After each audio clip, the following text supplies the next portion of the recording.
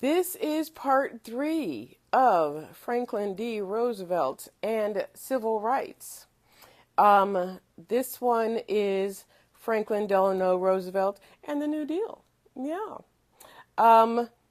Just a reminder, he is the 32nd President of the United States.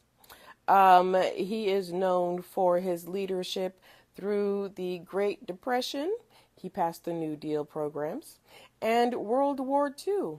And did you know that he served 4 terms? I thought it was just 3. No, it was 4. Well, actually, I'm pretty sure his wife served that 4th term, but rumor has it anyways. Let's talk about his New Deal programs and how they benefited everybody except Black, brown, and Asian people. Now, we are familiar with the New Deal, right? The New Deal was a series of programs, public work projects, financial reforms, and regulations passed to pull the U.S. out of the Great Depression. And Black people love FDR because of this, right?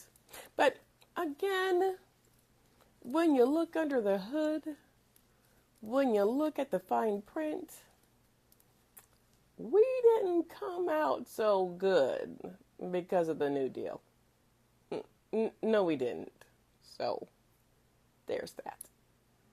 During the Great Depression, Blacks were the first to be laid off from their jobs, and they suffered from unemployment rate 2 to 3 times that of whites.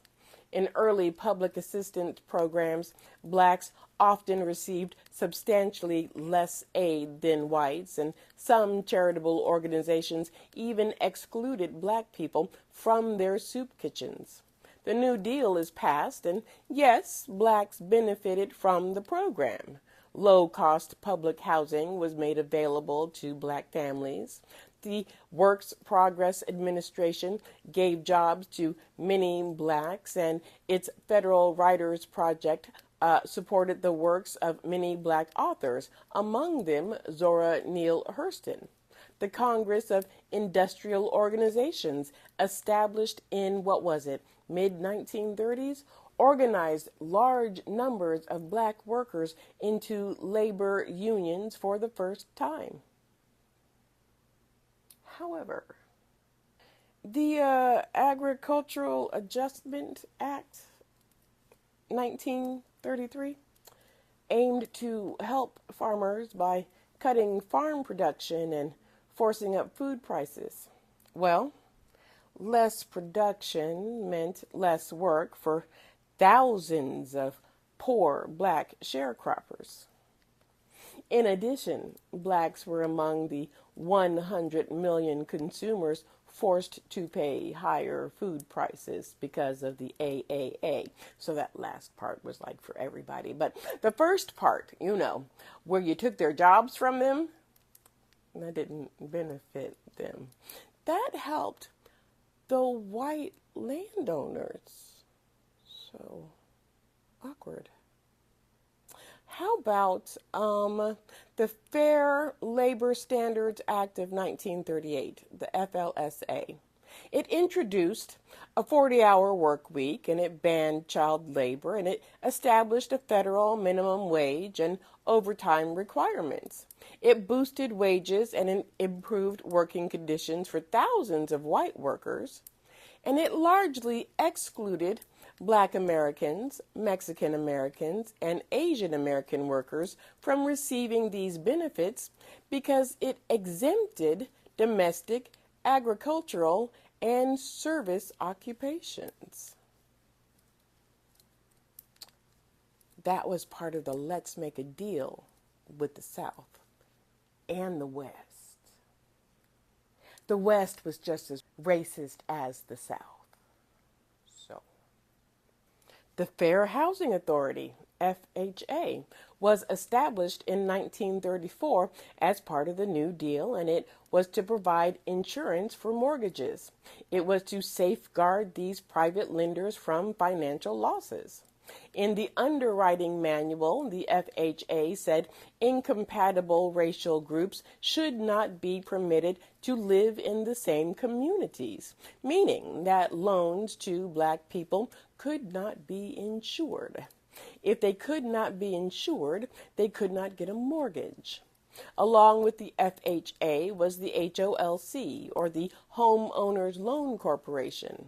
It was established in 1933 as well, and its purpose was to refinance home mortgages currently in default to prevent foreclosure, as well as to expand home buying opportunities. The HOLC created a housing appraisal system of color-coded maps that categorized the riskiness of lending to households in different neighborhoods. These color codes were designed to indicate where it was safe to insure mortgages, and anywhere black people lived or lived close to were colored red to tell appraisers that these neighborhoods were too risky to insure. And if it was too risky to insure, well, you would not get a mortgage because the FHA used these maps. Ooh, and I don't want to forget, they would draw a red line around those areas on the map, and that's where we get the term redlining. The GI Bill. It was a piece of legislation aimed at helping World War II veterans prosper after the war. Veterans would get low-cost mortgages, low-interest rate loans to start a business or farm, 1 year of unemployment compensation, and dedicated payments of tuition and living expenses to attend high school, college, or vocational school. These benefits were available to all veterans who had been on active duty during the war years for at least 90 days and had not been dishonorably discharged. Recipients did not pay any income tax on the GI benefits, since they were not considered earned income.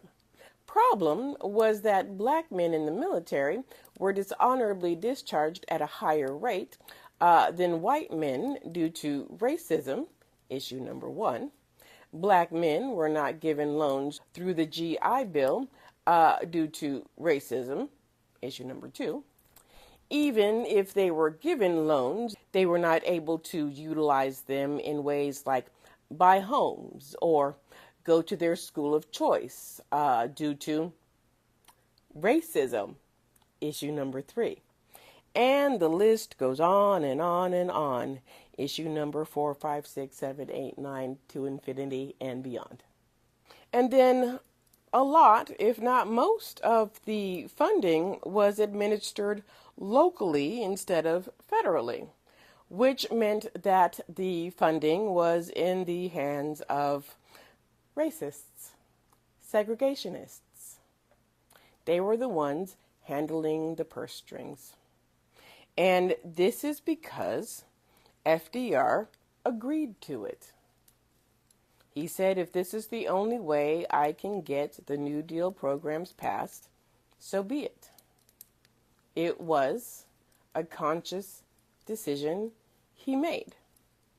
He knew that by allowing to be administered locally, that a certain population was going to be excluded from the New Deal, because he knew that Southern white Democrats were not going to allow black, brown people to benefit from the New Deal.